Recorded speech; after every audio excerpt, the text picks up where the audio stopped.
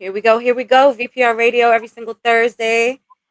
VPR in the building. FMI, what's up? Man, I'm sitting here. I'm not in my normal location, so Yeah. it's definitely a little You different. move around. You're a beast. You know what I mean? On the move for real. But it's Thursday. It's raining. I'm here with Qiana. It's VPR Radio, and I'm trying to bring that great energy. And shout out to all the people that have been sitting there posting that stimulus check. I'm really tired of y'all posting them stimulus jokes. Like it's getting out of hand. Every meme is a stimulus joke. I'm like, you know what?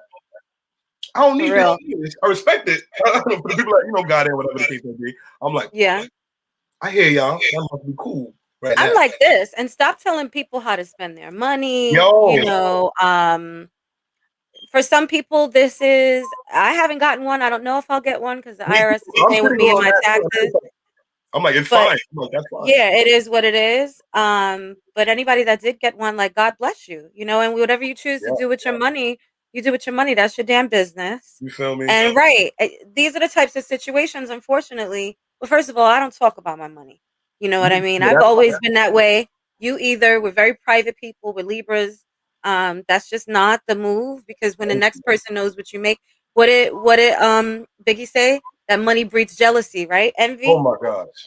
So you got to be careful. I mean, a whole family was killed over a fucking stimulus check. You've seen that on the news, and that within itself is sad. It shows you so sad. This in America. All right, yeah, I know we're all money hungry, but $1,400 shouldn't decide your daughter, the mother of your child, and to ruin a family over that. And you have to think of like the ramifications where it looks for the culture, just meaning just how it looks across the news, how it looks just for people, as people and as African American or as a minority. I didn't want that to be portrayed, and I know they're gonna push that. I mean, it's unfortunate because the narrative of, us being criminals and, women being over-sexualized and, our children not being protected and such, that's what you see. Bad parenting, that's what you see. That's what's portrayed. Yeah. Everything negative, the negative connotation when it comes to people of color, it's just astounding to me. Mm-hmm. I was actually explaining a lot of this to Skyla yesterday. My kids really think I'm the conspiracy theorist of them all and stuff, but I'm like, trust me, you're right. Exactly. Keep knowing. I know some things. You know what I mean? And you've worked in this industry as I have, so I know you know some things. We've seen some things. We've heard some things. Yes. Stories have matched one another. And it's just a really crazy world that you live in, and the media, the imagery. If you get sucked into that, that's what you'll be playing on, and so it's just really important to sometimes eliminate ourselves from that type of, from that routine. Yeah. Hey, everybody on the check-in, Joe Wabi, Sis Venus, can I buy? Yes, you need to.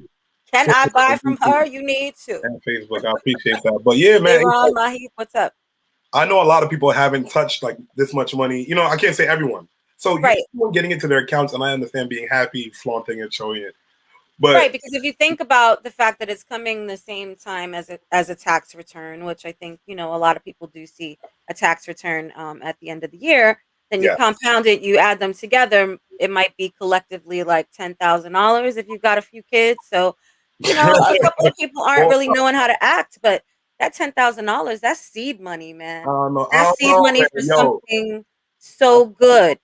I've been seeing some of my homegirls online on Snapchat saying that, damn, I shouldn't have swallowed them kids. Disrespect shit like that. I'm like, come on, bro. I'm like, you don't gotta post shit like that, bro. Like, I hear you. I'm telling you, they got kids with $1,400 shirts on them and stuff. The memes are out of control, man. Out of control. Bring your little $1,400 ass over here. People pulling up the Burger King saying, I'm the king now. I want to buy it. Yeah, exactly. Buying the dog or the ball or the target from, the target, the actual bullseye. And a lot of people are also like, during this time when y'all touching this money, make sure y'all invest it smartly. You don't got to be in the stock market. It don't got to be in a car. It could be in a house. Just think of something for the future. In a house, it could be in your business. I mean, we don't want to tell you what to do with your money, but try to be smart. Especially for people of color. This is we're in a new phase of a shift because unfortunately there has not been equity in the market, particularly in the stock market. This whole new term of retail investing. Mm-hmm. It's a whole new outlet that really gives access to people that didn't have it before. And unfortunately, we actually did have it before, but a lot of people didn't even realize before apps like Cash App and Yeah, Stash it and was there. People Robinhood, didn't use the because I've cash. had a Charles Schwab account for a long time. I didn't have much in it, but I bought some stocks maybe 5 or 6 years ago. So, you just have to think a little bit differently. Nothing going wrong with going on spending sprees and et cetera, et cetera. But at the end of the day, when you're gone, if you can't work anymore, if something happens to you, you want to have some money to fall back on, And you that's true. know? Because repeating the cycle of running out there and buying the designer clothes and the cars, Yeah, and every year leasing, like we're put in a system now. You have to think of the way people are monetizing things. Apps they used to sell to you on the App Store for $5 to $2. Now they're saying subscribe to it monthly, so they yep, can continue the revenue. And they're telling you, hey, we're going to support it. So absolutely. you have all these big conglomerates trying to get you to have reoccurring charges, and they put it as small increments where you ignore it. The Netflix, the Amazon Prime, That's right. they build up. So when you think about how much you're spending on subscriptions and what all these companies are incentivizing you subscribe to our service, how about you not buy Final Cut, a program used to edit videos, movies, and all that? How about you subscribe to it and you pay me $10 for the rest of the year, and you'll have it. Absolutely. I mean, I think about how many subscription services I have myself. You know what I mean? Amazon being one of the major. How much of Um, it? Every day you see an Amazon box going out. oh, They're not. absolutely. And they're probably coming to my crib. Somebody wants something around here, okay? Mom, I broke my headphones. Can you order me some more headphones? Amazon. And that's what we're in. That's why I'm like, guys, when you touch that money, invest it in something more. You know what I mean? Right, I love that. Joe Wabi talked about lease to own programs. Those are Yeah, great. Those are great ways to get into home buying, yeah, and own your own property. Because at the end of the day, it's unfortunate that, like I said, the equity has not been implemented in this country for there to be fairness, and between the redlining and the real estate market and whatnot. Know about the incentives with the home ownership programs that will give you money down towards your closing costs that will help alleviate some about that. Know about building your credit and lowering your monthly bills. Know about yeah. really know about life insurance. So if something happens to you, you can actually give something to your children instead of leaving them in debt. These are things that should be at the top of your priority list when it comes to getting large sums of money, Mhm. especially. How can I flip that? You got to You know what I mean? Like, see how you could flip it or how you could put away that amount of money to make it gain interest. You exactly. know, For it to gain so that, interest or for me to double or triple it up. You know what I mean? Like mhm, that's really got to be the way that we're thinking and coming out of that American consumer and actually yeah. becoming that And investor mindset. if you made it out the year 2020 and you got all that money and you blew it in that shows.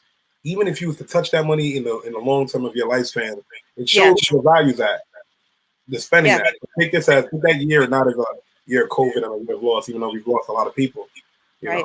But take it every year of growth. That's what I'm trying to do, and this financial freedom. And Hmm. if it doesn't go to show you now, especially in the entertainment industry, how every artist has like 9 different incomes. If they're not doing Snickers commercial, if Chance the Rapper's not having a 3 hat on, you That's know a what I mean? fact. Have your 9 different sources of income. Your favorite rapper or your favorite entrepreneur doesn't only get his bag from one place. You know That's what right. Your favorite influencer, your favorite anybody. They have multiple streams of income. So do Speak not about be dependent on one. Yeah. and I know we got a few guests coming up today, and you were chopping up on the Grammys beforehand. Kiana, Yeah. did you get a chance to even see this virtual Grammy? I've seen a few minutes. I didn't know anything that was going on, but I know some of the winners. I haven't had the energy for the Grammys in years. I got to be honest with you. Guess what? Um, So, your boy won. You know what I'm talking about? I know Nas. Yes, I do. Nah, Of dog. course, I do. How Clap can it I? up, Nah. How can I not know about Nas winning? So I'm clapping and I'm clapping and I'm clapping. I'm clapping, but I'm like, in 2021, Yeah, your there you first go. Grammy. This is Shame on you, Grammys. Like, come on. And Grammys. that's why I'm not a big advocate for it, Mhm. because some of the best artists are getting Grammy nods, maybe, or Yeah, not even getting Grammy nods, or it's all a politics game. And so when it comes down to it, just like with the Academy Awards, um, you know, I take everything with a grain of salt. It's a huge honor. it I is. mean, it's absolutely wonderful, but through the mass amount of music that we have out there and extremely talented musicians, for Grammys to consistently go to the same people over and over is kind of like, I don't know. Well, yes and no, because I love the nod that they gave. Well, I love that St. John came in there and he won. You know what I mean? Him being from Brooklyn and all this with the song Roses and how it took off and became its own thing. Right. I'm gonna not Meg Thee Stallion, you know what I mean? Like her winning best hip hop album and and stuff like that. Best performances. It's up for what you call it, but I get it. Best rap song, I wouldn't say that, in my opinion. But I'm not taking away from her art. You know what I mean? So I know a lot of people are mad that Little Baby didn't win because they're like, how did you a song like The Bigger Picture that spoke about Black lives? Right. Absolutely. That got nothing. And that's what I mean. Like, I feel like sometimes after I watch these award shows, I feel so disappointed. And I don't like my spirit to feel disappointed. I like to be here on VPR Radio where we support the best indie artists and kind of, we shake things up in our own way. And I like it. It's like we're the black market underdog Grammy Award type crowd. And that's what I feel like we have to do also. You know what I mean? I know every year we touch on giving the Grammys too much significance in our culture. For someone that doesn't give us any inclusion, as far as picking the artists, the top of the artists that are in our genre, and then crowning them with their own, you know what I mean? Well, that's why I'm happy to see Derek as part of this board too, because that's a very exciting thing to be included on being able to vote. So I definitely have a lot of questions for him in regards to that. Because I think that's what we need. We need more inclusion and diversity in who's voting and who's helping. You know what I mean? I ask, even though it's their organization, I can only ask, what do you base nominating someone like that? What numbers do anything? What's the criteria for you to pick that artist? So at least I'm curious. Because I know it's more than numbers. It's not always like best-selling record, and then there is a popularity play too. It's kind of like becoming president. You know what I mean? You know that there's electoral votes and stuff, but there's a lot of strings and whatnot that are pulled, and it's not always the way that it's supposed to be done. That's exactly how I feel. It's one of those Thursdays VPR. Make sure y'all share, like, and subscribe. I forgot to tell y'all, but it's one of those mornings that I'm like, when I heard her say politics, I'm like, God.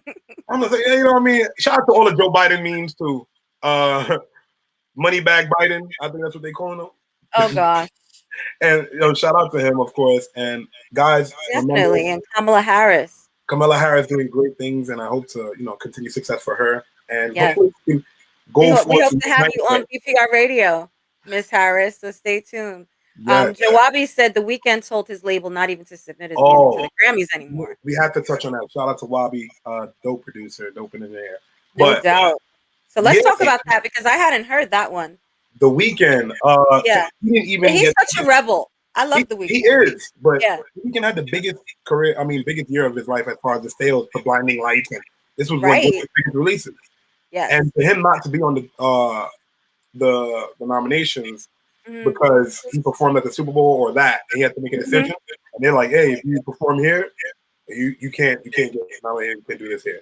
Oh, is that what it was? So he was like, "Oh, wow. Wait, what do you mean?" And he's like, "No, you know what?" And why is that? Because the organization doesn't support the NFL because I don't know what that is. Black Lives Matter, or I'm gonna have to do some research on that. I'd love to know. He's working 20 months on erasing the N-word from the state. That's another thing too. Shout out to the NFL for dropping Papa John's for doing what he did. But with The Weeknd, just back to him, he didn't want to submit his music. He's like, so if I do this show, I can't do this. One or the other. They gave him that ultimatum. And he's like, I'm going to do the Super Bowl. Yeah. And he said he's not even going to submit his music. He's done with the Grammys completely. Don't even. And I'm just like, for him not to win, he should have won at least 3 awards. That guy, his music speaks for itself. It does, man. A lot of people hate on The Weeknd, but he's dope. He is definitely like the creative, that extra creative spirit, and his music be knocking.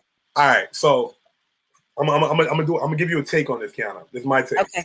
You know how they had a certain point in during the 2000s where Chris Brown was like, he was getting a nod of becoming like maybe the closest thing we could see to Michael Jackson with his music. Yes, absolutely. And then when he did other things, everybody's like, all right, nah, he's just going around. We're gonna leave him over here. His fall from glory, yeah. Yeah. So the closest thing, like even like bringing up other great artists, The Weeknd is, to me, is the closest thing I'll see to a Prince or I'll see to a Michael Jackson, like performance-wise. I agree with you. You know what I'm saying? Not to take away from them compared. It's more of a thing where I'm like, that's the aura I see him in as far as like his art. Right. That's exactly what it is. It's the aura.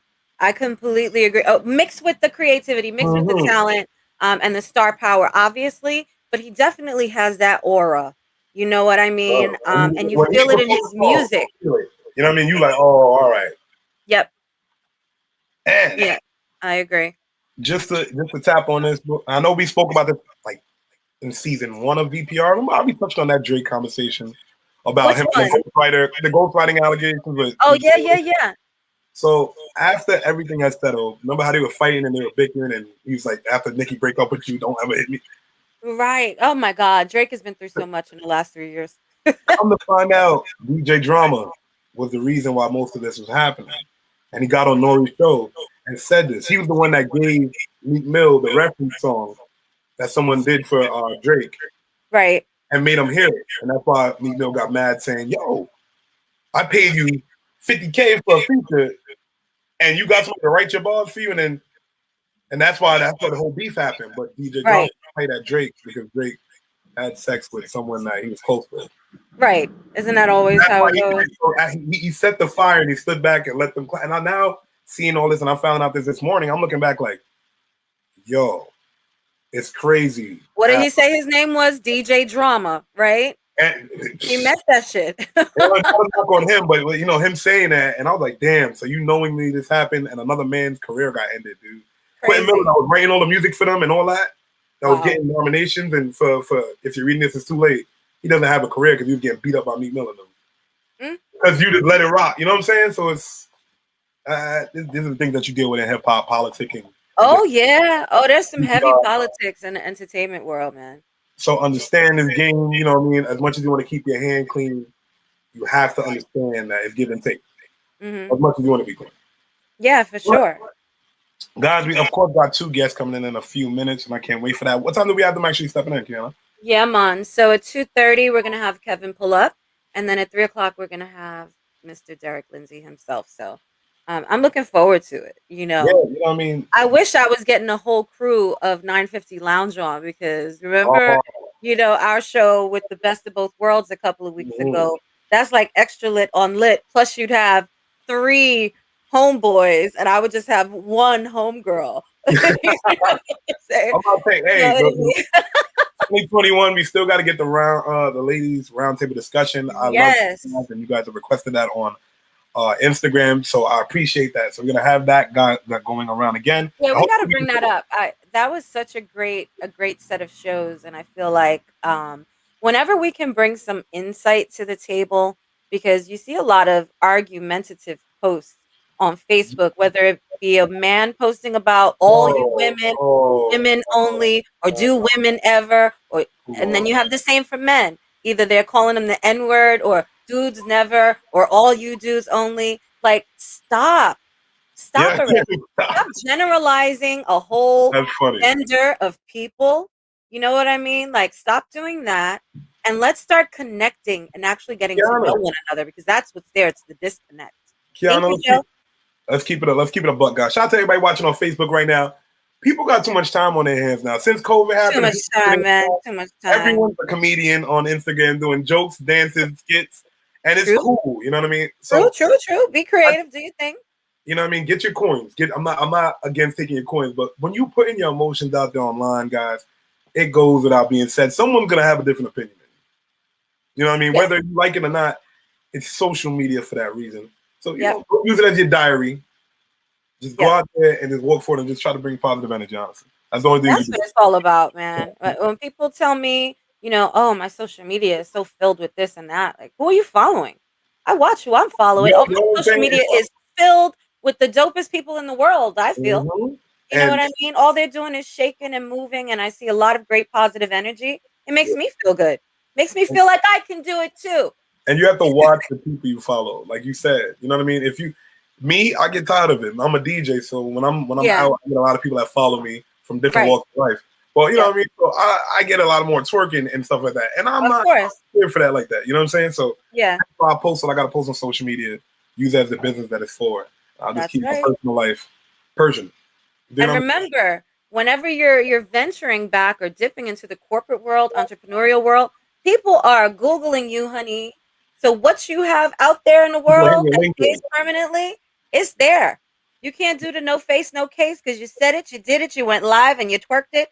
Whatever it was, it's there to It's stay. forever. So forever. Okay. See, In the words of Miss Cardi B. yeah, shout out. You know what? Cardi's been, you know, with her career, I love the activism that she's been doing here and there. You know what I'm saying? As far as like speaking with certain people, and she's been keeping that up. And I'm just like, I thought she was going to do it for a week. I'm going to be honest with you. When she was having a conversation with Joe Biden, but now that she's continuing it and she's continuing with the Breonna Taylor and just like really making that her focal point, even while having a hit on the Billboard. I'm respecting it. Absolutely. And I'm proud of her for her activism. That's important that we have people that are stepping up. I really do just wish that in some of these situations, it wasn't almost like she was being made the brunt of a joke. You know Yeah. what I mean? And Mhm. I think that it's important that her publicist or somebody, get her some speaking lessons, like learn some of the things more that you're speaking about, because the last thing that I like to see is someone that's representative of our people or classification of people or Yeah. group of people go on and sound ignorant when they're speaking, because like we were talking about, with this whole shooting situation and how it paints the picture, it's Uh-huh. important. Just like your first impression is everything, you're taught that when you're meeting someone, when you're shaking hands with someone, when you're engaging, it's the first You impression. So know, when you yeah, have I people feel, painting across the world, like I watched this skit where she was teaching the kids for a day. I yeah. mean, and it was, just as a, It was as a tough. professional woman and a writer, it was tough, man. It was tough.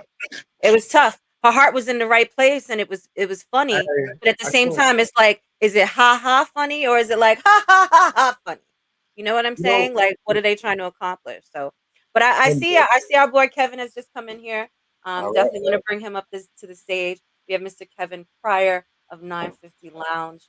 What's going on, brother? Come on, Kevin. What's going on, y'all? Good afternoon, everyone. What's happening? How you Good doing? afternoon. How are you doing? Feeling, like I said, every day's a winding road. Feeling good, staying above the fray. That's all I can say. Healthy and well. That's, so That's I'm it. in advance, like March Madness is. Yeah.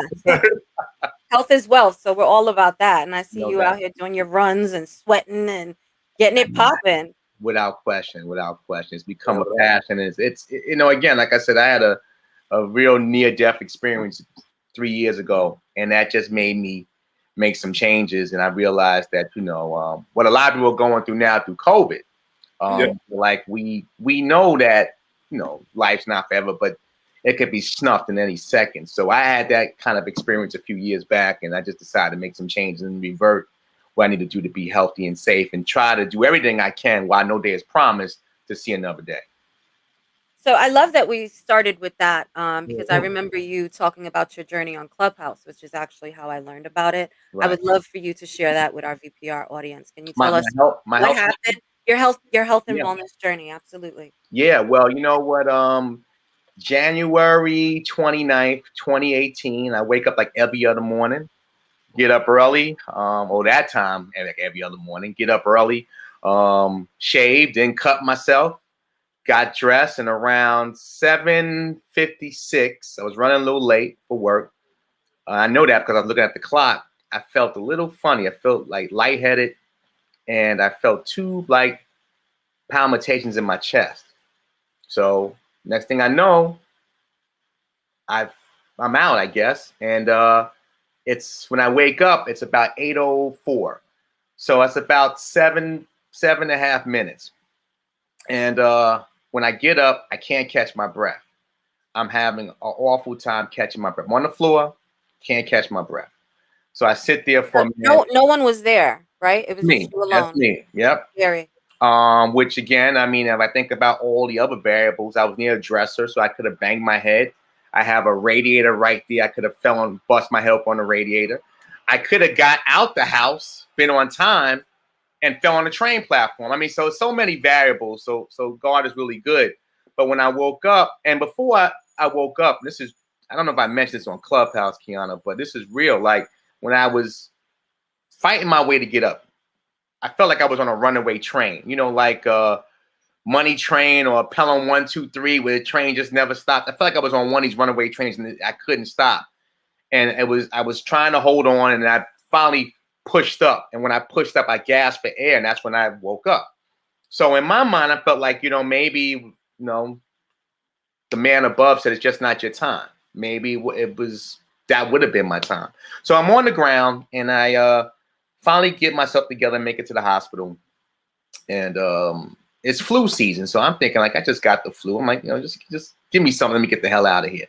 So nurses, like when you go in emergency room, they checking your heart. They said your heart is all over the place. It's beating normal, then beating fast, and like all over the place. So they said we got to do some tests. So they give me his test, and if anybody listening who's in the medical field, forgive me. This will probably sound completely naive, but they gave me this needle and they made my whole body warm, and they put me on the machine, probably an MRI machine, and they looked at me. So I'm sitting I'm on a gurney in the emergency room. It's packed because it's flu season. So they just got me on a sheet somewhere. It's people in the hallways. It's crazy. So nurse comes by, and I'll never forget, male nurse comes by, and he tells me, he gives me this look, and he says, and I'm like, what's wrong? He said, no, it's not that, it's curable. Like, curable? Like, what are you talking about? So he said, no, let the doctors tell you. Let the doctors tell you. But it's curable. So I found out I had a blood clot, aneurysm in my chest, and in my leg. And I was a kind of a walking time bomb. And it wasn't a matter of if, it was just when. Right. Exactly. So I didn't know that. So I'm still feeling pretty good. They said, hey, you put me on thinners and stuff. And I'm like, obviously I fainted, but I don't feel abnormal like before that, the day before. I just didn't feel it. So they put me in ICU. Like, I'm coherent. I'm like, ICU. And I was in there for 3 days, and then you hear the alarms at night. And when alarms in a hospital and ICU, you know what that's about. So it was kind of a weird experience. And I told myself, God, if you get me out of this thing, I got to make some 360 changes. And I decided at that point to kind of go back into working out daily, changing my diet, no fast food, no soda. An occasional drink once in a while, but nothing over the top, and really kind of changed. And I dropped 65 pounds. And that's kind of been like my thing. And I used to record. I was running on treadmills before COVID. I would go to the gym, and I would record on my phone on Instagram. Not so much to say, hey, look at me. It was because I didn't want to get the clock on the actual treadmill, because, mind and body plays tricks on you. Like, I ran enough today, I'm good. So I kept the camera on, so if somebody came on or whatever, I could talk, or, the app always on doing business, somebody can have a conversation. And it became a situation where it was a diversion from televisions and the actual clock. And then people started saying, wow, Kev, you're inspiring me. I didn't see that happening, but I'm glad to inspire somebody to live a healthier lifestyle. So it's been a weird journey, but it's been a blessed one. That's wonderful. Congratulations on all your weight loss and your health journey. That's so important, because like you said, you never know. One day could mean, the end of it all. We have to be taking the best care of these vessels that we have. No doubt. Without question. Definitely. So I got to ask now, with you being in the hospital, how was it affecting your family? You know what I mean? Because I know you were telling me more about you, but I'm like, affecting your loved ones around you? Do you have anyone visiting you? Like, did you have anyone else handling your work for you when you were in there worrying about yourself? Because I know how that goes. Well, my missus, obviously she was there and kind of got me through it later in my life. But, my mother, who's elderly, I don't think my mother, I told him don't really tell my mother. Because, I even though I'm the youngest, out of 3, I'm kind of the glue of my family. I should be the one asking for help, but everybody comes to me. So I said, don't let her know I'm all right, and people from the industry came through, some good friends. And, it's funny, FMI, that when I was in there, like, I'm a type of person, it scares me more now talking about it than it did then. Because when I was in it, I was just like, all right, get out of here. It was a couple of Super Bowls. Let me just get out of here, get myself right. I'll be fine. I'll make this work. Because that's how I attack any crisis, where that's my personal health, physical, business. Let me just deal with it. And, so while I'm in ICU, and I never forget one of the days, I'm sitting up, I got my iPad, and I'm typing, doing some some In things. ICU, you Yeah, guys. you planning They the were probably next like, "What the hell are you doing?" planning the next 950 lounge and like, yo, maybe if I get out of here Friday, I can still make it set. And like, so the cleaning guy, maintenance guy's walking in, right? Black guy walks in, he's like, man, they got you in ICU. You look comfortable. Like, you living good. like, yeah, like, bro, it's God, man. I said, I ain't in no control of this. And so they just said, hey, we can't let you out from ICU home. You got to go one night in a regular room. That's right. You And gotta sit down. yeah, so they just put me there. But like I said again, it's a wild experience, and it's something that I use as fuel. Like I use that as fuel in my personal life and my entrepreneurial efforts, because I feel like, you know what, I'm playing with house money in so many ways, shapes, and forms. So like, there's nothing that's gonna get me down. I'm human. I have my days, but it's nothing gonna overly get me down. There's nothing that's gonna make me feel like I gotta stop anything, because you know what, I got round two when most people, and my doctor told me, and he showed me after I went for a checkup several months after that. He said, no, your heart valves, there's two sides, one that goes to your brain and one that goes to the rest of your body. The one that goes to your brain is the smaller heart valve because it doesn't have to travel as far, and the one that goes to your body is a larger because it goes through your body, different parts of the rest of your being.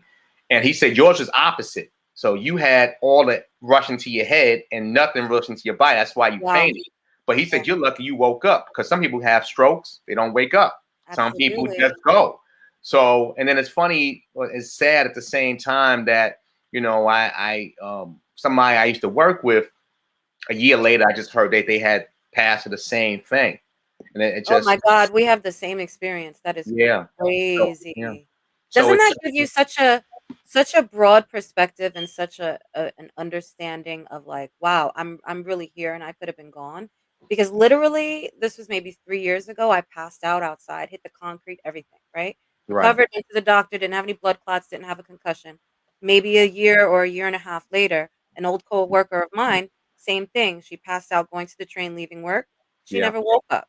She leaves behind grandchildren, children. She was getting ready to get married. So she was in the thick of her life. And I attended that funeral and it freaked me out. Like I was having serious anxiety because I was like, how am I standing here? And she's not. And we had the same experience. And it just gave me such gratitude for the fact that I was able to be there because I have a family and stuff. And just a realization that I need to slow down. And I need to really be very, very careful with my health and with stressing myself out. I'm glad you talked about stressors. Yeah. Those can also really physically impact you. Right. It brings us back to our own mortality, right? Like we know, like there's a start and there's a finish, and then it's what we do in between. I always say, like that dash on the tombstone is what the people you affect, the lives you do, the things you do with your own life. What mark do you leave? And going to funerals or hearing people who have passed, and I've known a lot through this COVID year we've had that have died, former teammates, people I worked with, family members. And it's more, not that death wasn't emotional before, but it's really emotional when you know that could be you. We all know we're going to eventually have that, but it's not cool 35, 40, 45 passing. It's cool if you go 90, 95 and grandkids, kids, great grandkids. You've lived a life. You've done all the things you want. Hey, listen, you know what? If I got to go, that's the way of going. But, no parent should have to, deal with the trauma of burying their child, no matter how old that parent is. And recently, within this year to the last 2 years, a lot of people and families have to, with COVID, and now violence is now going up, especially in New York City, right? In the major cities. And in our community alone, they already have gun violence and different things in every community. So it is something we have to be aware of. So I'm hearing you guys say that. I'm like, and legacy and what we leave behind, I really think that we all should start focusing on that. Right. Every person. Especially us of color. Again, we need to definitely make sure we do our checkups, we do our things. I have full coverage, thank God. And I just you know, oh yeah, doctor tell you do something or get blood work. I got right. You know, I'm fine. You know, like right. I'll come back and do it. Right, but I think again, you know, it should I got a blessing, and everybody's not as fortunate. So take the time out. You know, people like myself getting to that age, we got to do that prostate exam. It's not something we all want to do, but it's necessary evil. You know, get that yearly physical. You know, lay off the. You know, I'm not telling people how to eat because I still have my moments, and then on the show they're like, oh, stop trying to preach to me, but. You know, lay off some of the fast food. Maybe have one fast food night every 2 weeks. Cheat night. You know, my biggest thing has been sweets, right? Like more than even like the food, it's been the sweets. So that's the problem for me. But I was like, all right, if I'm gonna do something, I'm gonna try to do some non-dairy ice cream or read labels. I never read labels up until that time I got sick. Never read a label. Never. Which is crazy. Which is crazy. Like it just shows how nutritional health is not implemented with our people of color, and you aren't the only one. I have a perfect case study. My daughter Naya, who's 19 now, when she was in high school, she was doing a dietary nutritional class that was part of her science, and they started asking about labels. Now I taught all of my kids about reading labels from the time they were younger, and Jamie Oliver actually had a program where he was trying to unsuccessfully but tried to completely revamp the school systems and their food and make the food fresh, because their food is really not healthy. If they put an apple there, even if the apple isn't good, they count it as, you have to have however many elements. But not one child, except for her in that class of 31 kids, knew about reading a nutritional label or what that meant. And I find that to be so scary, because that means you're just putting things into your system. If you can't pronounce a lot of these things, it's probably not good for you to eat it. And think about the communities we live in. Like I was just saying this to somebody earlier. Like I'm kind of in the tale of two cities, right? Where I live all are in New York, right? The hood, not the hood. Right. But where I'm at, I'm kind of right like in the epicenter where if I go 3 blocks south, it's wheatgrass and egg white omelets and smoothies. Yeah. And if I go 4 blocks down, it's bacon, egg, and cheese and liquor stores and drink, not juice, drink. Great drink. Right. And Old English. Right. Oh, yeah, there's plenty of Old English. So right. It's a weird dichotomy. I think a lot of us, as we see this, like the old folks call it, redlining in New York, where we're seeing these lines of demarcation really put out. And when I was in college years ago, I wrote a thesis about that because my father owned bars, was owned number spots, old school Harlem cat, number spot. Damn. Right.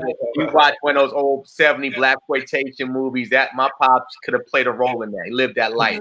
So I always wondered as a kid, like if you're at 116th and Broadway in New York, right?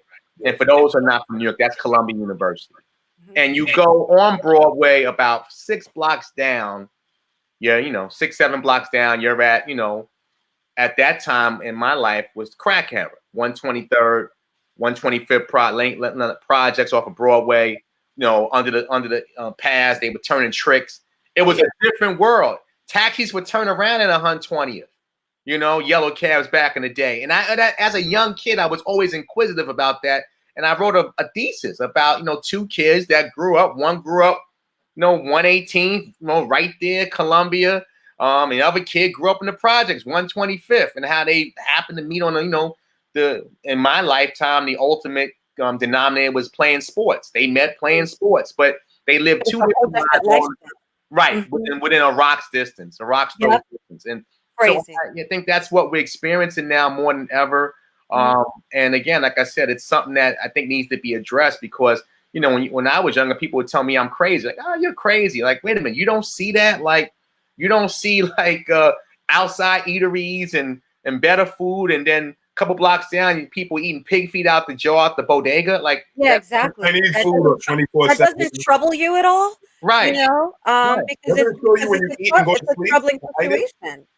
Exactly. Even Jay-Z said, every other corner there's a liquor store. Fuck is up, right? Like, it's there. It's in front of you. You go to these other communities, you don't see liquor stores. You might see a little wine bar, And if you have a liquor store, it's one like every mile and a half, 2 miles. And Right. you know, the sick part of it, some of it's implemented. That's why there's a lot of food deserts and things like that in certain other states. So you got to be aware of that. Even though, because we live in New York, we have everything around us. Right. The thing that around us is fast food, unhealthy foods, delis. So when we have to sit down and go get that smoothie that takes an extra 15 minutes to make, and you have to be at your job at 12, right? McDonald's and Starbucks seems way more interesting. Not to mention the fact that smoothie is probably going to run you $9. Oh, more than that. And that, you know, that McDonald's breakfast is probably going to be $4.68. Right. You know, it doesn't measure up. Yeah, we have a situation in our communities where, like, you know, growing up in New York, you know, during the crack era, they don't have to sell crack no more. They put it in the foods. Yep.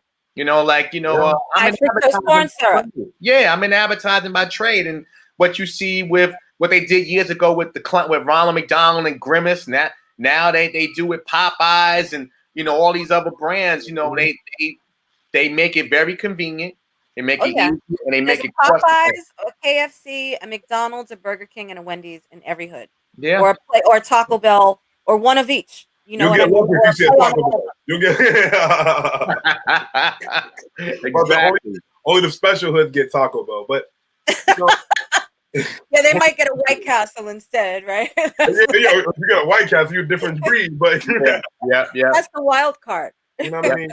It's just like after we're showing so much of this unhealthy food. That's why it's so common ground for us to eat it. And, you know, I'm glad that we've now evolved, and even the fast food chains are trying to take healthier options where the Beyond what is it? Beyond Burger? What is it? Beyond Burger. Yeah, you know what I mean? Where they're taking options. So it's nice to see that. Of course, they want that money. They're not trying to help you really out. But interestingly enough, actually, right? Because, you know, I'm always researching something, writing about something.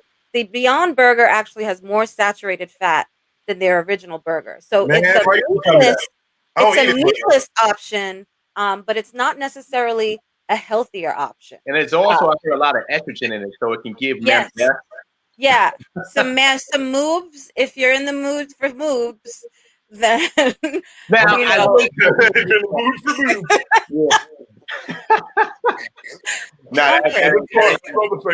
That ain't gonna be sexy. It ain't. You know what I mean? 2021 is here. The summer's coming, and of course, guys, you know, I want everybody to be outside looking great. You know what I mean? I haven't DJed in a full year. It felt great to be back DJing this weekend. Of course, social distance, masked up, everyone getting checked. And I just can't wait to go back to our studio also and actually have you in our full Absolutely. Studio and have your team in the full in-person VPR experience is definitely something to write home about. Guys. I mean, I know Qiana did our show virtually not being around, I guess, a couple months ago, and we're hoping to get back in studio sometime in April, May, the latest.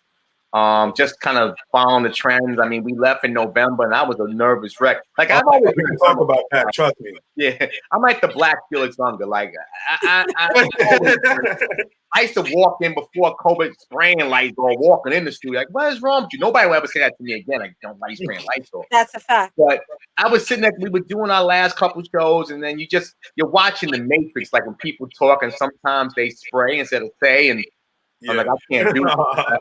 I can't. That's the worst when it comes straight out in a stream. But and you're like, guys, we must clap our hands because with all these masks, I have not smelled anybody's stink breath in a year. I'm gonna be honest with y'all. They're smelling their own stink breath. You feel me? I have not, because I don't got to get near people no more. People got to ask me for like. I love it. Now I can pretend like I love it. Don't touch me. I never wanted you to touch me before, and I'm glad you're not touching me now. I'm not mad at the mask personally. I'm not. I can make it work, you know, because again, like, you know, this has been flu season, and flu season's been the lowest in years, and you know, everybody, all the conspiracy theorists, there's no flu, but yeah, because you're social distancing, you're wearing a mask, and you know, so you're not necessarily passing those germs if you're smart. But I mean, again, I just think that I really believe I'm a glass half full person. I truly believe it's on the back nine, and you know, while it's not going to go away, I think that we know how to control it. There's things involved. I know some people are not vaccinated, but I'm not one of them. I think again, you know, Like I said again, what happened to me in 2018? Like what? All the medicine they had me on for a couple months. Think I'm gonna ask about vaccines? No, I'm straight. When it's my time, I'm taking it. Yeah, that's 100%. I'm saying that, going with the vaccine. I'm not telling anyone not to get it. Make your own choice of how you want. Right, exactly. But definitely, just be safe about it. You have to know what's going in and out of your body. And there's been many a times I went to a doctor's office and I put out my arm and and I'm just like, I walk out of there asking myself, like, what did it? Right. I'm like, what did they just give me? I just here in 2020, and that's just me. You know what I mean? Yeah. No, that's being smart. That's you should know that. But in 2021, we have the ability to know what's going on all through the process. Yeah. Again, like I said, I'm in advertising by trade, so people get caught up in propaganda very easily, similar to fast food, right? If it's so easy to go get and eat, you consume it. So, like, if somebody's going to find their news on Twitter, you can get a lot of bad information. 70 million people, I think, did that in a few months ago in our general election. It didn't work out too well. It did, exactly. It didn't work out very well. Out. But again, that just goes to say, like, just because it's out there doesn't mean it's true. And I've had people talking about COVID is 5G and this.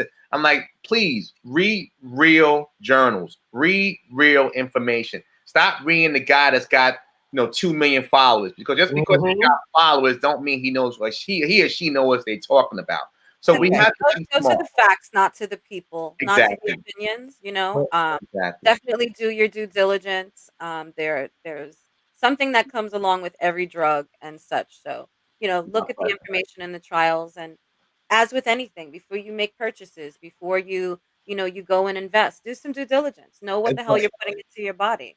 I feel like it's been years of like deprogramming us with responsibility. I feel like programs like, oh, let us remember your password for you, even our phones. You know what I'm saying? Less accountability is what humans have been having. You're right. The of Siri and us being able to say, "Hey Siri," at any moment. Siri doesn't do shit though. Let me tell you something. Siri is always like, turn on your location. Turn on your location. No, I just want you to answer my damn question, Siri. This is COVID tracking in our phones since the update. No doubt. So SEO and algorithm is real. I mean, years ago, we weren't so long ago. You have to go search for information. That information finds you. And sometimes I even play with it. Like, I'll think about something, type, and like see what happened. That's big data right there. That's the Internet of Things, tracking all of your activity and then feeding it back to you and for you to become a consumer in some way of that activity. But before we get out of here, because time has been flying, I definitely want to talk about 950 Lounge. Can you tell us about the whole show, the premise of it, how it came about, and what's next for you guys? Well, it's been it definitely wasn't something that was planned. Like I said earlier, I'm in my family of three. I'm the youngest, but I'm always the one everybody comes to. So my brother, who at the time was trying to break into the comedy game and really get himself out there, he said, "Yo, what should I do? You're an advertiser." And I say, "Why don't you just get a talk show?" Unbeknownst to me, I didn't want to be involved with it. I had no inkling of being involved. Like, hey, that's your thing. Good luck. I'll help you set it up. So, I was trying to help him set it up. And as we know, black comics can be a little over the top. And my brother is no different than any other loud black comic. So I couldn't really find anybody. So I started doing the show with him. And we were working with some other people. And it was just like we were just all sitting in a barber chair, just like all cracking jokes. It had no rhythm. It had nothing. We were just all over the place. Was it like the Coming to America barbershop scene? It was similar to that, but about 35 years younger. Right, okay. We would just crack jokes on people. We pick a celebrity and just like, let's roast them. And I said, this is not really working out. So kind of to fast forward, I was on Twitter. Speaking of Twitter, I was on Twitter with a former colleague. And we were going back and forth. Now the show was horrible, so I don't think even one person was listening. And I don't even know why I mentioned it, but I said, hey, I do this show. And when you hit that send button, you're like, why did I do that? Like, this is not something I want to portray right now. So she said, wow, I got this guest maybe you might be interested in. It was an adult actress named Qianathegoddess. Now, Qianathegoddess was known for dating Jimmy Garoppolo from the San Francisco 49ers a couple years ago. Right. She had, at that time, was doing a Kardashian sex parody. So I'm like, why not? I'll have her on the show. And we were using this circuit called Radio Loyalty at the time. You know, only 200 people can listen, and we blew it out. So it made me think. I said, you know what? Maybe I've been approaching this thing the wrong way. And I went to my brother and say, look, if we're gonna do this, I got to take over. And he said, I've been waiting for you to say that. So then I went and got a couple friends of mine. I got Backstage Ed. Ed, I've known for 30. We worked at Sears together. I've known him for 30 years, and he was an IT whiz, you know, the geek, IT geek. He can knock that out. Then I got one of my other brothers, Just the Classic Man. He came a little later, and Just was like, you know, Romeo, you know, the guy that in his mind all the women like. So I'm like, all right. Then we added some other people, and then we added this cohesion, and then we started to grow, and then we moved into DSN. And I met with DWI, and I think really that's where we kind of took off. And also another guy named Eric Jones out with Rewind Network, met with him, and then we started to grow. And then really 2018 was kind of our peak when we had this up and coming politician named Alexandria Ocasio-Cortez, pretty much unknown. Nobody knew about it. Nobody thought she would win. So she comes in the studio, and it's funny because due to this situation, 4 days later, I pass out and almost die. So this is some week.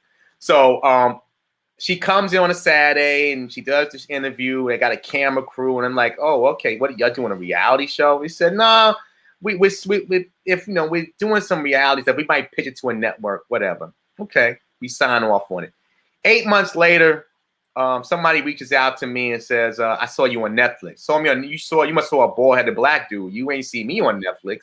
They said, no, I saw you interviewing some AOC on Netflix. And I said, oh, wow. Then a day later, I got a call from the producer that we got to call you. We used your image and your interview. I forgot to call you. Yeah, I say, thank you. I appreciate that. Let me put it out first, and then I'm going to forget. They're paying me no money, so I guess it didn't matter. Because we signed off. Did they send you the contract for you to use for them to use your image and your likeness before or after it went on Netflix? Oh, before. If it was after, I'd have got a check. Okay. Yeah. You know, but again, she was going against a 30-year veteran. No, you know, I mean, at that time, I can call AOC directly. Now I got to set up an appointment, you know. But that kind of took us off. And while we weren't a political show, and before that, we had a lot of great interviews. Lilo Bencato and Michael Bivens. That kind of put us on a parallel, because then we was getting news articles about us, and people started reaching out to me all over the country. And we got on iHeart, and then we got on Apple and Amazon, and then we was on multiple platforms. So now we're a national morning show that plays in the U.S. and Canada. Obviously, we're building this brand new streaming digital network that I think I sent you something on the Qiana. Would love to talk to you guys about, called the 9 Bridge Network. It's my 950 crew and a couple other people. My brother Mike. Let's talk about that briefly, so everyone knows what that, because I know that that's going to be the next wave. Right. Well, again, 9 Bridge Network is kind of a component of trying to bring quality images to the black and brown community. Now, again, we know that there's a lot of media out here. You know, there's a lot of streaming, a lot of things you can watch, see, or listen to. But I challenge, and I did this to somebody the other day, I challenge somebody to find 10 positive networks that show us in a great light, where we ain't hustling, murdering. Can we just talk about this before you came on? We were literally So that's what 9 Bridge is about. It's kind of a backdrop of old school BET. News, talk, and opinions, slided in with sitcoms, movies, concerts of all music and genres. And we're starting it Memorial Day weekend. It'll start on Apple TV, 40 million unique visitors, and then it will go to Amazon by September 1st and be on both platforms moving forward. And we're really excited about it because, again, it's given us an opportunity to really put out images and tell our own stories. This is 2021. It's the golden age of the independent. Yeah. We don't have to wait for major networks to put out stuff. We don't have to wait for major news outlets to put out stuff. Conversations like this, shows like you guys are doing, shows like I do at 9 Feet Lounge, and networks like 9 Bridge can tell the narrative, and we can make a profit. We can make money. Years ago, we walked away from a deal from a very popular radio streaming network. I just say that you get in your cars. I won't say no names. And people thought I was crazy. I said, well, you know what? I'm closer to 60 than I am to 20. So I'm not doing this for likes. I'm not doing this for nothing. And I said, if that's the case, I might as well stop doing the show, because after you take lawyer fees and you take out money, that's pretty much a great vacation in Cancun. So why am I doing this? I didn't do this just to sell my soul. So now that the payoff is coming, 950 Lounge didn't come overnight where we was able to profit and gain. It didn't happen overnight. And it's just starting to happen now with different things. And Nine Bridge is definitely an extension of our audience, 27 to 54, African-American, Hispanic, professional, where, yeah, you might, still rock your Timbs and hoodies on the weekend, but on the weekday, you're dealing with 401k, you're on Wall Street, you're dealing in business, IRA. you're handling your things, right? Home, you're putting kids through college. So it's the network for the person with a little swag, still got some swag, but yet you're bigger than just your swag. You got more layers on your bone. I love that. Well, so where can everyone go and follow you, and how can they keep up with you? And if they were interested in joining the network, how would they reach out to pitch a show to you? Well, again, just reach me. Best way to reach me is on Instagram at 950kev. If you're on Clubhouse, I'm there, Kevin Pryor. You can go to 950lounge.com. We have a post under our 950 network, which is our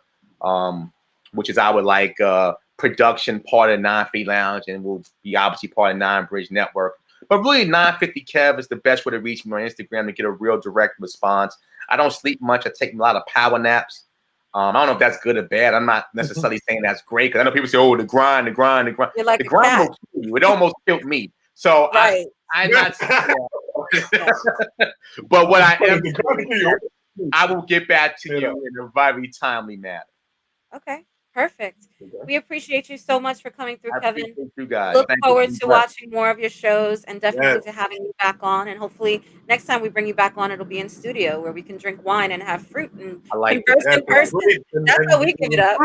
That's what we do here. Bro. I'm definitely a wine snob. That's one thing a lot of people don't know about me. Perfect. But Qiana getting to know you, I don't think that's going to be a problem. So I'm not even. Damn it. We appreciate you. We'll definitely talk to you soon. And thank you for coming on and spending your time with us today, Kevin. I appreciate you guys. God bless. Take care. Right. You as well. Thank you. You're doing great, man. Okay, so we have Mr. Linzy in the building. Definitely very excited. A lot of extensions of what we were discussing earlier in regards to the urban community, in regards to the Grammys and such. I love how we have like our free conversations. Oh gosh. VPR, we're getting famous here. Make sure you share, like, and subscribe. We always appreciate it. So when people are calling us live on air, as much as I love responding to everyone, and I know we are. That's right. Everyone should know that 2 to 4, you don't call Qiana or FMI. So shame on anybody who does that. We appreciate it in advance. We appreciate it in advance. But I love how when we have these conversations, somehow our guests or our set of guests come in, and that conversation comes right back up, and they have so much input. It's just like such a great segue, even without bringing it up, right? It definitely is. It feels more organic, and that's what I'm here to do here on VPR with Qiana. Give you organic energy and just something to listen to while you're at work, working out, watching your kids, doing anything that you love. But we do have our next guest, so we're going to allow him to join the VPR room. We're going to definitely bring Mr. Linzy up. He has produced some of your favorite people, including Prince. He is an educator. He works with the Grammys and helping get the voting on Q and everything. So definitely want to welcome Mr. Derek Linzy, producer extraordinaire, to our stage. Welcome, Derek. How are you? What's up? How you doing, Derek? How you doing? Man, what's going on? I'm on VPN, y'all. I'm doing all right. Shout out to everybody. Yeah, that was a good segment, man. Like I was, prepping, but I got, pulled into it. It was a pretty not being from New York, I felt like I was getting a whole tour of New York, man. I'm like, oh, okay. I've been there, like, okay, I see it now. We'll bring you in. And it's funny because with New Yorkers, depending what borough you're from, you're going to get a whole different story. You know what I'm saying? And that's what I love. Harlem is a whole world in its own inside Manhattan. So it's like, I spent some time there. You know, ironically, you remember Lou, the cook from A Different World? Yeah. I had a jam session with him in Harlem. That was the first time I was in New York. He was a brilliant jazz pianist. Like, wow, I didn't even know that. Oh yeah, man.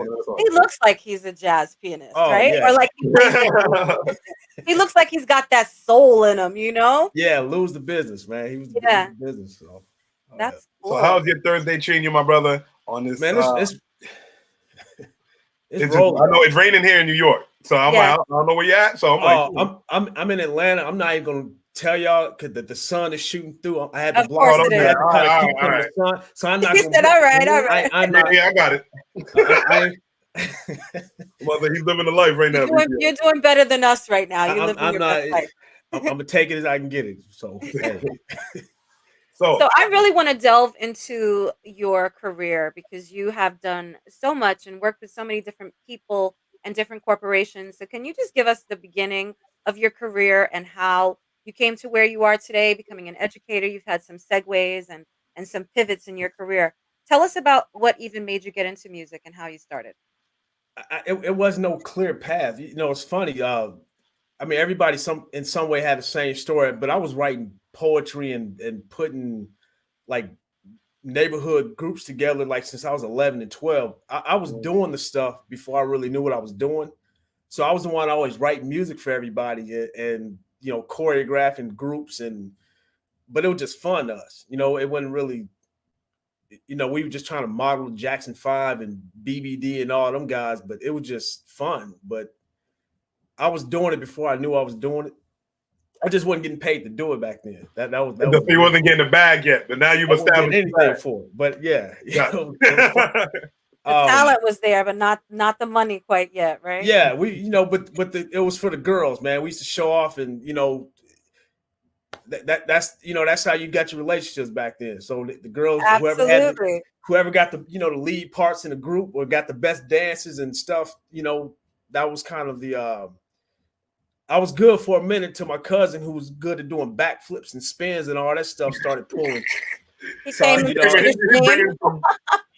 next energy now. He's like, all right, man, you know, with the breaking t-shirt on, man, and he got it, you know, I'm like, all right, man, I'm gonna switch careers. I ain't gonna... He said, I'm gonna switch careers. Yeah, man, you know, that's, you know, from born and raised in Champaign, Illinois. That's kind of where we started it, and it didn't really kick off until I was stationed in Japan. When I was in the Marine Corps is when it really took off. Like, you needed something to really take your mind off the stress of that profession. And music was always like, you know, it's funny. A lot of other Marines had pictures of me. We'd be in the jungle, and I've got a piano chord book. You know, we got howitzers blowing off over our heads, man, and we firing off stuff and this and that. You know, it's training missions, but I'm sitting there trying to learn chords in between. You're all zen with like the piano, right? And they're like, "What the hell you know, is this guy doing?" Look, man. If I'm gonna go out, man, if I'm gonna go out here, man, y'all with the piano in my hand, I'm gonna be learning on the way out. It's like I might as well learn in the process, man. So, amen. But yeah, it kind of took off from there. That was the first time I really had the money to like expendable income to like buy gear and not have to think twice about it. So that really tell me the first thing that you bought that you invested into your career. Oh, when I was in Japan, I bought it's funny. I was getting into Kanye and them at the time, and I was trying to get the MPC 2000. Was the old way, right? So you know, it's funny. I'm in the store and I'm trying to negotiate, and I can't speak Japanese, but they know money. So we talk money, man. We talking yen, and I got the MP and I couldn't get it to work. And come to find out, like, it was missing the sound card wasn't in there. So we thought it was broke. Right. And then I looked right next to it and there was a hard disk recorder. And that's how I really got into engineering. I took the recorder because we couldn't get the MP to work because there were no cards in it. Mm-hmm. So that once I got that, I started recording demos from everybody. That's when the engineering part just kind of by default. Wow. But I did go back and get that when I got back to the States. I did snatch. Were you like self-taught? How did you put this all together? I know you said you were doing a lot of reading. Is that really how all of the structure of your business came about? Yeah, I was before YouTube, correct? And before YouTube. Yeah, man. I'm like, YouTube, no life hacks before you. No, something. I'm like, what's that? Kanye. Oh no, man, none of that. Kanye and them I knew of through Chicago, like through No ID and all that camp, man. So you'll hear about these cats before they got, you know, you hear about Kanye. Right. Some dude Rainbow Beach that's cold with the beats, and you know it's Kanye. Nobody really knew at the time. At that point, you don't want to say it. Yeah, the dude at Rainbow Beach, man. But yeah, that kind of kicked it off, and I was always reading. In my first trip to Japan, my mom gave me a Stevie Wonder's her greatest hit, Stevie Wonder, and I took a chord dictionary, a piano, and I listened to Stevie. Is how I learned to play piano. Beautiful. And I would study the chords. I would listen. When I saw other musicians, man, I would ear hustle. I'd be like, I ain't competing with y'all. Like, yo, what was that change? What? Yeah. Oh, what's that? I get that, yeah. So yeah, and that's what carried on. I can understand that. So, and you built a career from that. So it's crazy how, as a child, you watching like the Jackson 5s and saying, all right, dancing and learning music, and then know you were getting into the field to now where you are now. Yeah. And can you make that up if you would have told your past self that you would be here right now in music, doing what you do, doing what you love? Was that something that you believed back then? I wouldn't have put it at the top. Like I was a 3-star athlete, so it was when I got my senior year. I tried out for the minor leagues, baseball and football, my things, and flying airplanes. So I'm taking flight lessons at the time, and you're a man of many lives. Man, I was just getting into stuff, man. But aviation was always talented man. Yes, yeah, and it was funny. I flew on one of my training flights, man. I remember flying over my neighborhood. I'm telling the instructor, like, yo, man, we got to fly over the hood, man. You got to let me fly over there, man, and let me do a bank left, man. That is sick. Yeah, man. So I got to go around my house, man. And I told people ahead of time, man, just check the skies, man. I'm going to be up there in that little Cessna up there, man. I'm going to try to flip one. So, yeah, they let me hit a dive in the stall right above the neighborhood, man. That's an experience I've never heard anybody talk about. I was feeling myself after that, man. They couldn't tell me nothing for a while.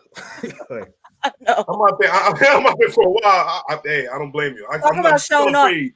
I'm sure you could show that to your cousin who took your place with the choreography and be like, how about that? I got that. Hey, we still got beef over that, man. I'm sure. So, hey, man. That could have been Mrs. Whoever right there, but that's all right. Right. Yes, indeed. So I know sorry. No, you can go ahead. Go ahead.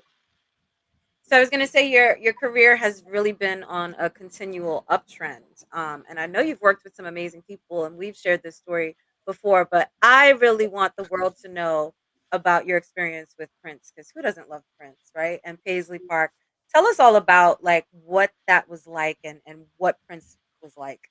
Man, Prince was cooler than most people think. Like it's kind of a you're starstruck for like a few minutes. Right. It's like he has an aura. Like I try to explain that to people. Like yeah, this is an important dude. And it was probably only one other person I ever met and worked with like that, and that was Minister Louis Farrakhan. So being in the presence of those two, it was always that same energy. Like, man, these some important. Like, all right, they yeah. I'm about to say they got that energy, man. I believe it. Ever since everybody has that thing of Prince, where you think Dave Chappelle when you've seen it and you see the guy automatically with the aura. So when I think Prince, I'm expecting him to be everywhere, women to be everywhere, music playing in the background, him walking through kind of thing. Yeah, exactly. Yeah, so you get it, Qiana. It's real. So it's real. Okay, yeah, cool. It's real, right. Man. That's what I have to make sure.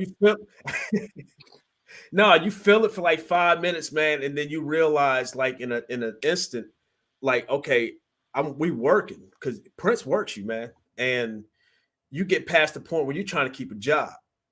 The star storm, like the dust settles, and it's like, man, this dude works. Like, I thought I worked, man. And Prince didn't sleep. Like, there was just music coming out of the walls, man, just like 24/7, and you had to be ready whenever he was in the mood to like. I was his Pro Tools engineer, so I had to have stuff running at right. But all through the night, man, his cup of coffee, his little black pajama silk suit and slippers, man, and that's it. It's like a lot of people don't get to hear and see the creative process that Prince did So to hear this like firsthand story from you, I know when a lot of our viewers share this video and they listen to it, they're gonna be like, "Oh wow!" So the things that I said is true. So I'm living right now. I'm living your story through you. When you're telling me this, I'm legit seeing this. I'm like, this is amazing. Oh yeah, man. Yeah, it rubs off on you. Like you see how much stuff you have in common with them too, which is kind of cool about him. Like we'll be at Studio A, man, and I might he'll have some lyrics just laying on the piano of stuff he hasn't finished. And he'll have like a couple tape recorders, the little digital recorders of stuff he hasn't even finished or started. And they're all over the place. So he literally, man, just wherever he was at, he created. It was just you figured out quick why he got all the, why the walls are stacked and why he puts out what he put out. The man worked, man. Yeah. But I'm just like, for me, the Prince I've seen, he never shown too much to the media. It was just enough where he had that like mystique, even till now. You know what I mean? And not every artist could have that. You know what I'm saying? Certain artists will walk by you now, and even though you like them, you're not like, oh, you know what I'm saying? You'll give them a shrug of the thing. But certain people create that energy, whereas like a Prince or Michael Jackson. Oh, it's there, man. It's there. And I remember trying to verify one story I had with him. I was at the Grammys 2 years ago, and I met Questlove in the concession stand. Yeah. So I run over to him, and we met before, man. And people that don't know Questlove, man, the dude memory is crazy, man. Like I'm like, yeah, man, you played a show back in Illinois, and he's like, yeah, Champagne, man, the Summer Club. I was DJing that night, Tuesday, this and that. I'm like, that's very specific. You know how many shows they do. Yeah. Like, so I'm like, that was like 4 years ago, man. And he recalled the club, the time, the date. Wow. I'm like, all right. So I said, look, man, I heard some stories you did some stuff with Prince and Jimmy and all that stuff. Yeah. I said, man, I don't want people to think I'm crazy when I mention that I worked with him. I need a clarity check here, man. I said, did he disappear on you? Like when you couldn't hear him and you walk around and then he pops up behind your shoulder. He's like, yeah, man. The calm, man. I can picture that. Yeah. Yeah, we dapped it out, man. Like, okay, cool. So we ain't crazy. So you got to play. All right. That whisper quiet, even in those high-heeled boots, right? Like, no boots. Yeah, slippers, man. And you talk, you doing your thing, man. And next thing you look up, he's like, play that back for me. It's like, oh man, yo, VPR, so you like, what is dude? I love it. Now, I gotta ask you. You've been around all these people, and you've been recording and doing so much music. How do you bring that into your sessions? Like when you sit down and you're by yourself and you're decompressing, you're like, all right, now it's time for me to create my craft. You know what I mean? How do you do that? Because you record other people. You get what I'm saying? Yeah. So much. That's such a great question. Man, that's a good question. I think, man, it's really like I don't have a lot of rules, and the funny part is, if I'm working on somebody's project, the record, it's like the first thing they're like, "Nah, man, I want you to do mine like you do yours," and I'm like, "Well, do you have the budget? Because I'm gonna be in here for a while doing it for one, and I'm pulling out the stops, man. So I'm sampling sounds, doors, frogs outside hopping. I'm picking up, I'm grabbing anything I can grab and throwing it back into." So I'm like, are you ready to go there? Is always the question. And because I go there, man. I don't put any limits on everything is music to me. Everything is a sound that can, be reproduced to something to make people react. So I'm like, yeah, you got to be open-minded. But I go in, man. I'm saying, and another thing is, a lot of people create music now. I say create music because it's not the best thing. So, and I'm not gonna say choosing everything, but I feel like the people don't take enough time hearing him explain his process behind it, hearing him speak about Prince and his process behind it, and seeing how you take small things and make a sound and record it and bring it into the studio. You'll crunch a can and it'll make it into something. You know what I mean? Whereas we got a lot of people that now just hit TikTok now. Make a TikTok song and things like that. It's like the two ways of artists now is crazy to watch, and I feel like we should have a discussion upon that next time on one of our polling on Instagram or Facebook. But how do you feel about that? The newer artists and people that approach it with a little bit more love. How do you feel the music is impacted from that?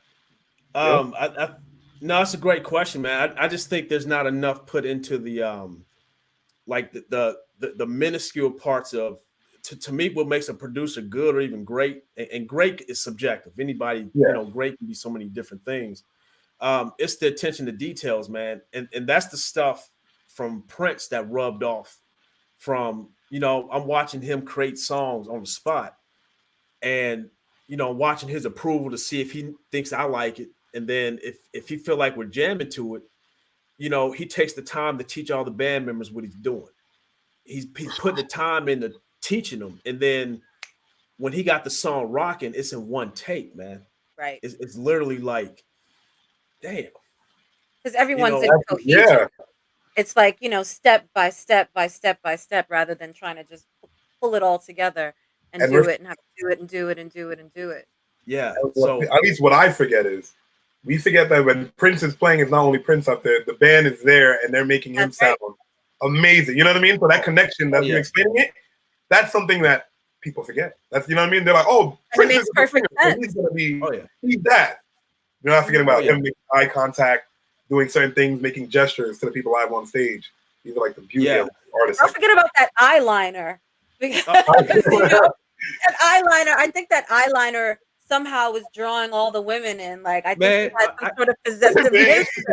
There's a story on that, man. Now, the funny part was when we were so I'm recorded with him. I was his in-house engineer, and he was working with the group Third Eye Girl. So that's like probably the close to like the final projects he's working on. Yeah.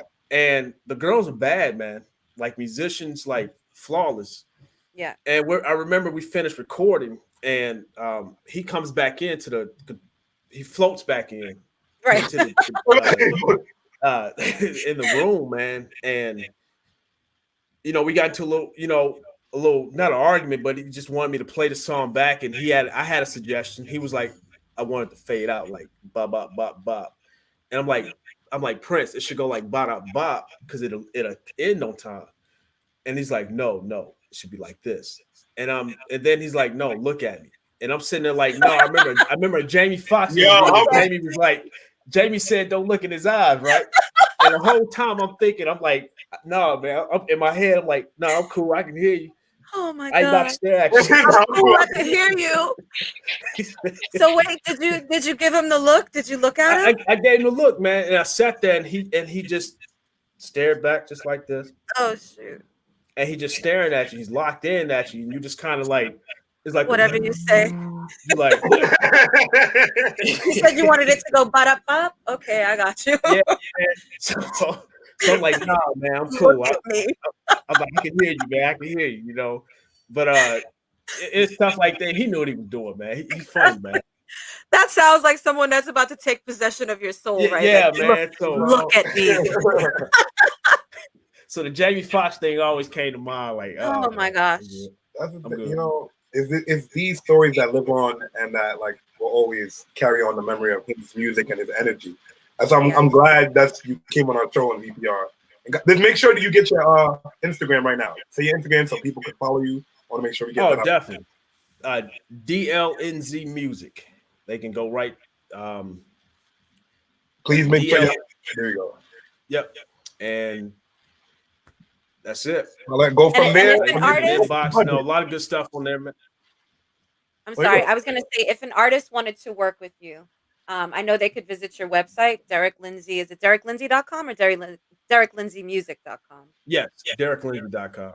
DerekLinzy.com. If they want to work, what do they need? Yes. Like, what do they need to come to you? Because I think sometimes when I talk about you or other producers that I'm affiliated with that have done some really big things, I find that a lot of independent artists start to feel a little insecure when they look at what you've done and they're like, oh my God, will I? What do they need to bring to the table to work with you? They got to be open-minded. I'm always like, look, I've done some stuff, but I always start back at zero with everybody I'm with. It's almost like the experiences are there, but I don't really carry it forward in terms of like, I'm not going to treat you because you're not Prince. I'm not going to treat you as you're an elite. Mm-hmm. I'm always treating everybody, man. I'm giving everybody the benefit of the doubt So I'm pretty open with that, man. They can inbox me, they can reach out, and we'll just have that conversation. But that's been a big part of what I've always done. I guess why I've always ended up in certain situations, which is being open minded, and you gotta be humble with this stuff, man. I don't care who you work with, what you've done. And you never know who that next person is that you're working with, right? That could be the next big thing. And they're just there coming to you humbly. So it's an opportunity. So it's always an honor when people even reach out. I never take it for granted, man. I don't never, because they can always go to somebody else. Right. That's true. And I love that. You've retained that humble spirit. And I know that has been so much of the fuel behind all of your great success. I know we're getting ready to wrap up the show, so we're definitely going to have to bring you back for part 2 because there's so much more to discuss, so much more about your career. The voting member of the Grammys. Like, we have so much more to discuss. So I'm going to hit you up separately because we're going to slide you in. We're going to do another twofer and slide you in within the next few weeks. But once again, please give everyone your website and your Instagram, how they can reach you, so that they can go and give you a follow, check you out. Definitely. Instagram, just type in DLNZ Music. And the website is dereklinzy.com.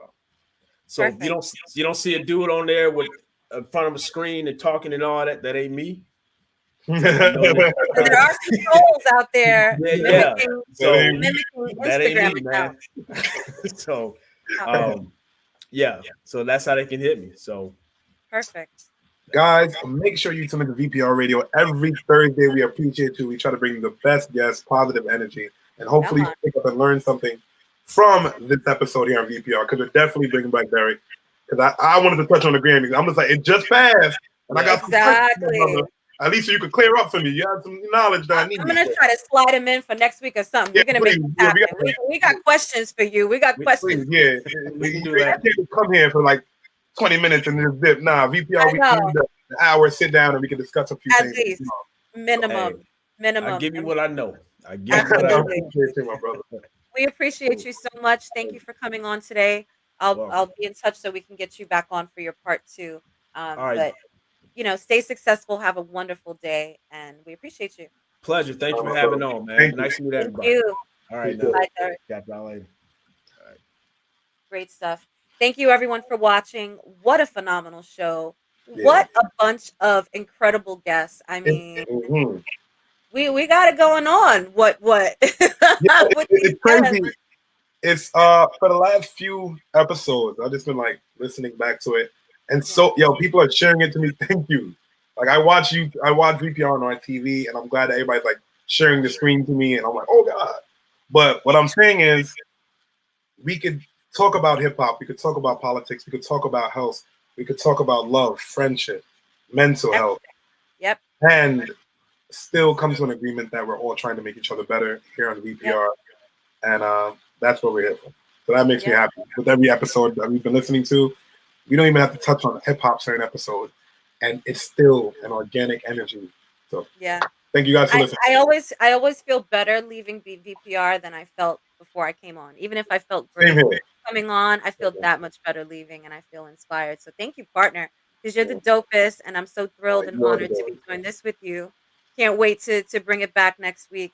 We have some more great guests, and I think we're gonna do a twofer so we can get Derek back on and we can talk about those Grammys. We need to. And guys, we gotta get him back on here, bro. My apologies for last week. We had a little complication with the guest, but definitely this episode ran longer, so you can listen to this to hopefully make up for last week's little bit. Okay. We gave you a little twofer, a little 1-2. You know what I'm saying? But we appreciate you guys every single week for watching us. We want you to have a wonderful day. Please make sure that you keep toxicity out of your circle. Smile, spread love, do a nice gesture for someone, because you never know how much you'll be able to really make their day and help. These little things are what change the world in a positive way. So we want you to go forward being positive, and we love you for watching. We'll see you next week live here with DJFMI and your girl Qianathegoddess on VPR Radio. Have a great day. Love you for watching. Later.